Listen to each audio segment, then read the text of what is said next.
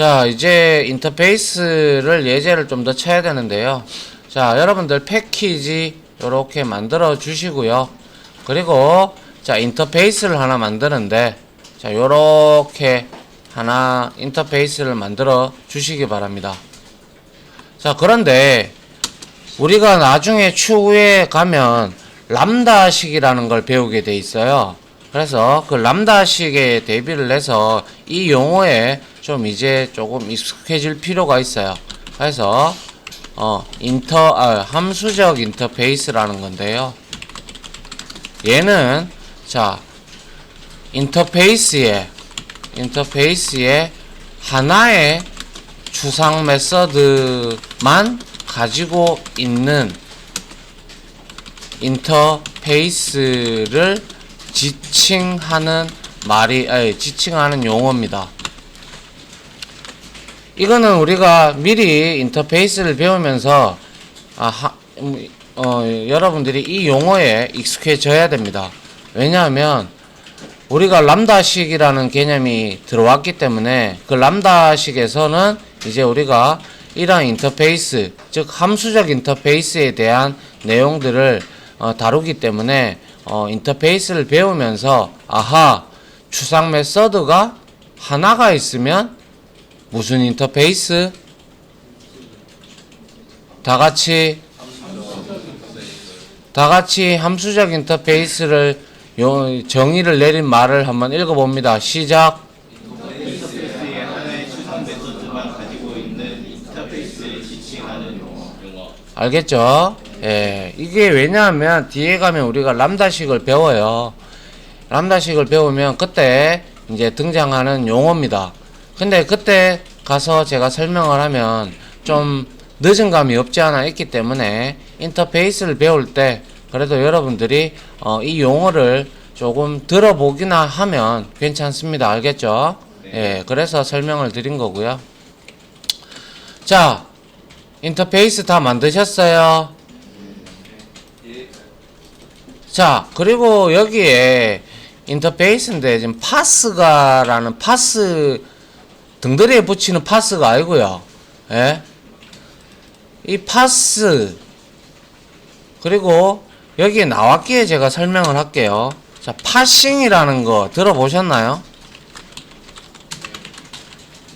이건가 뭐 그럴 거예요. 이 파싱이 뭐죠? IT 용어인데. 현우 뭐고? 니 들어봤다며. 파싱이라는 건요. 영어로 파스는 뜻이 뭐예요? 직접 쳐보세요. 정말. 그래야 기억에 남을 거 아니야. 뭔가요? 에? 그죠? 분석하다, 해석하다 이런 뜻이에요. 즉 다시 말해서 우리가 앞으로 파싱이라는 용어를 여러분들이 정보 처리 기사를 자격증을 공부하면 파싱이라는 단어가 많이 등장할 겁니다.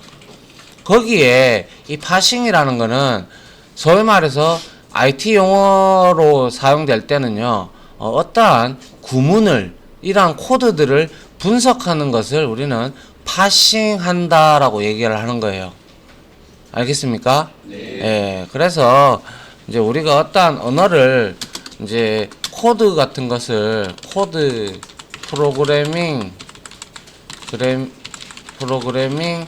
코드들을 분석하는 것을 우리는 흔히 파싱이라고, 야, 그 파싱 해봤어? 이렇게 얘기합니다. 알겠죠? 예, 그래서 나왔길래 설명을 드린 겁니다. 자, 그러면 이제 이 파서블이라는 인터페이스는 지금 보니까 스트링 타입으로 매개 변수를 하나 받아가지고 파스라는 오버라이딩 된 구형 클래스에 되어 있는 얘를 호출하면 그에 맞게끔 결과값이 나오겠다. 그죠? 맞나요? 리턴 타입은 보이드니까 없고요. 그죠? 근데 항상 기억을 하셔야 되는 게 여기 앞에 뭐가 생략되어 있습니까? public abstract. 근데 왜 한 가지 물어볼게요 또. 지연아, 여기에 public abstract인데 왜 여기는 private abstract는 붙이면 안 되나? 지금 구현하는 클래스에서 불러올 수가 없어서 안 될 것 같은데요. 안 될 것 같은데요. 이런 거 싫어한다. 그렇죠. 여기에 얘네들은 무조건 전부 다 퍼블릭이어야 합니다. 왜냐? 인터페이스는 여기저기서 다 접근을 해서 같이 구현을 해야 되죠. 그래서 그러한 개념으로 만들어 놓고 표준화를 제시했기 때문에 나라에서 예를 들어서 공업 표준을 제시를 했다면 어떤 회사에서도 다 봐야죠. 맞습니까? 그래서 그걸 참고해서 수정을 한다든지 해야 될 텐데 그것을 프라이빗나 프로텍티드나 디폴트로 막아버리면 접근 제한을 좁혀버리면 그거는 어떤 특정한 기업에게만 주는 특혜가 돼버리죠. 맞나요? 그와 마찬가지로 얘네들의 여기에 들어가는 애들은 무조건 퍼블릭이어야 돼요. 알겠죠? 예. 절대 잊지 않도록 합니다. 어떤 애들을 봤어요, 제가. 프라이빗 쳐놓고, 선생님, 이거 인터페이스 추상 메서드가 안 보입니다. 이렇게 하고 앉았어요. 폼은 옆에다가 세미콜론 친 거랑 똑같죠? 예.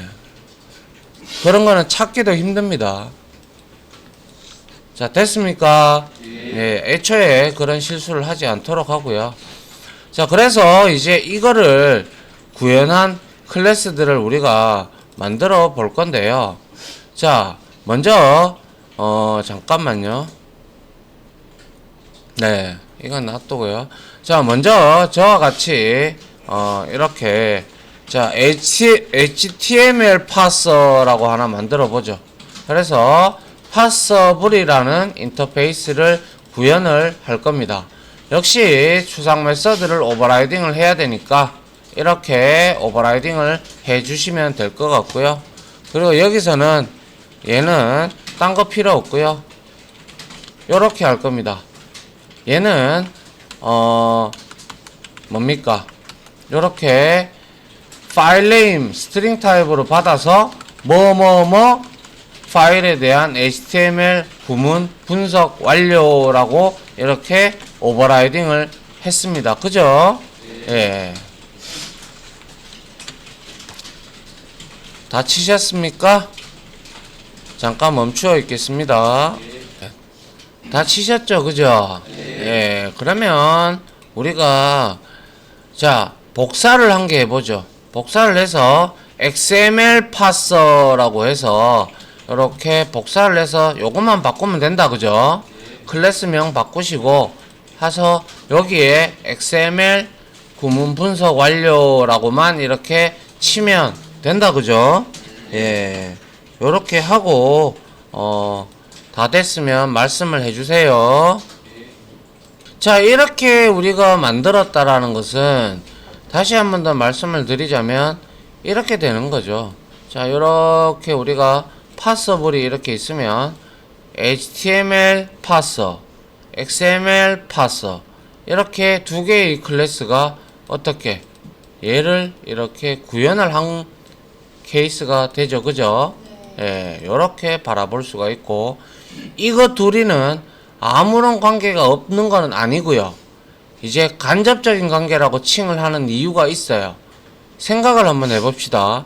예를 들어서 얘가 지금 여러분들이 코드를 보시다시피 XML 파서와 HTML 파서, 이거 HTML, XML 얘네들은 전부 다 파서블이라는 인터페이스를 구현했어요. 그죠? 그런데 여기에 여러분들이 생각을 왜 간접적인 관계라고 하냐면 얘가 변하는 데는 얘가 관계를 직접적인 관계가 아니다 보니까 얘가 변하는 거는 얘한테 영향을 안 끼칩니다. 맞죠? 얘 역시도 얘한테 영향을 안 끼쳐요. 그런데 파서블의 인터페이스에 추상 메서드가 한 개 더 추가가 됐다라고 생각을 해봅시다. 그러면 얘만 영향을 받나요? 얘도 영향을 받죠. 그러니까 구형 클래스들은 다 영향을 받겠죠. 그래서 간접적인 관계다라고 하는 거예요. 인다이렉트 관계. 맞나요? 예. 그래서 이 지금 방금 말씀드린 이 부분을 이제 나중에 이제 생각을 한번 해보시면 이게 디폴트 메서드가 등장한 계기가 되는 건데요. 10년 전에 어떠한 인터페이스를 이렇게 만들어 놨다고 칩시다.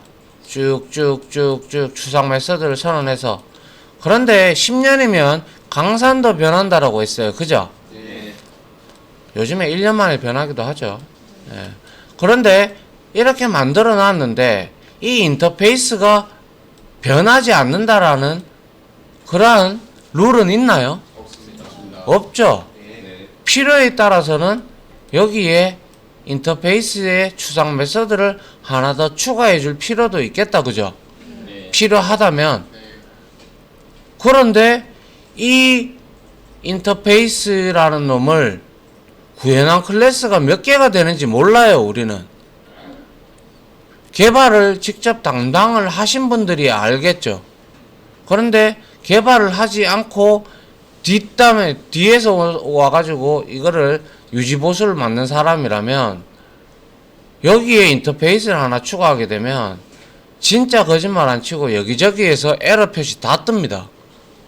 예외 표시 다 떠요. 모든 클래스에서 다 이거를 구현한 클래스는. 그렇겠죠? 예. 그러면 어떻게 돼요? 그 사람, 그 프로그래머 날 꼬박 세워야 돼요. 그 개수에 따라서. 맞죠? 예. 날 꼬박 세워도 다 할지 못할지 몰라요. 그래서 JDK 오라클에서 1.8부터 디폴트 메서드라는 게 등장을 한 거예요. 요렇게 제가 설명을 해드리면, 아, 이러한 문제점이 있구나라는 걸 여러분들이 아실 거잖아요. 맞죠? 그러면 제가 그때, 디폴트 메서드에 대해서 설명을 좀 드리면 여러분들이, 아하, 이해를 할 수가 있습니다. 알겠죠? 이게 바로 인터페이스의 문제점이에요. 자, 여튼, 이렇게 해서 우리가 이렇게 두 개의 추상 메서드 인터페이스를 구현한 클래스를 만들었어요.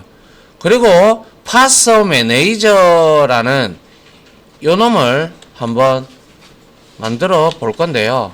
요 놈은 뭐냐 하면 그냥 스테이틱 메서드 하나 제공을 해서 우리가 여기에서 어떠한 이제 메인이 좀 편하게 사용하게끔 하기 위해서 보조적인 역할을 하는 클래스라고 보시면 됩니다. 알겠죠?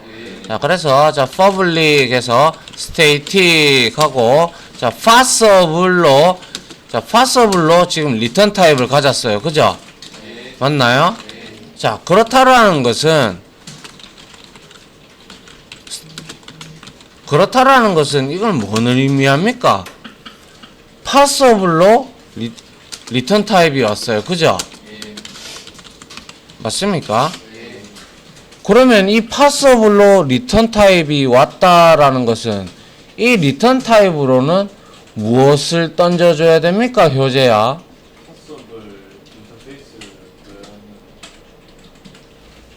얘는 왜 말을 하다가 항상 중간에 쓱이 들어가노? 맞나? 모든 클래스에 그냥 그러면 이렇게 해주면 돼. 니 말따나 XML 이렇게 주면 돼. 니가 말한 건 이거잖아.